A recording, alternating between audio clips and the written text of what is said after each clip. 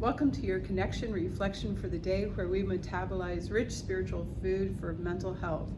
And today we're looking at a section from 2 Kings, the 19th chapter, and from Psalm 48, and also from section from Matthew 7. And in this section from 2 Kings 19, it's amazing because Hezekiah has prayed to the Lord for protection and for him to come and to fight for him, for the protection of the city. And the Lord comes, and it says he mows down 185,000 in order to answer Hezekiah's prayer for protection. And then in the psalm, we see where the psalmist is just really extolling the Lord for being great in the city.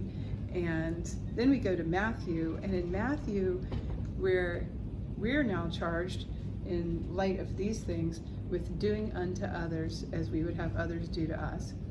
When we hear something like that, it can feel like a burden. It can feel like, oh my gosh, there's another thing I don't do right. There's another thing I don't do well enough. I'm supposed to come up with the energy and the ability to do this all on my own. And that's so not true.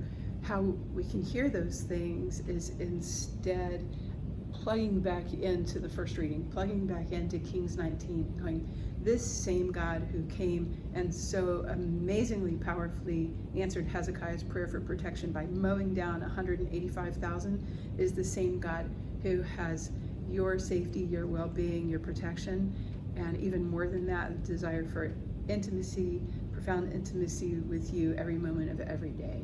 And in light of that, we can have that sense of freedom and that sense of gratitude by which we live in that sense of peace, and we're able to respond out of love to God and let His love flow through us to others. And so from that spot, when we start with being filled up by Him instead of starting with us as the source, then we're able to let that flow, where of course we would do to others what we would have them do to us.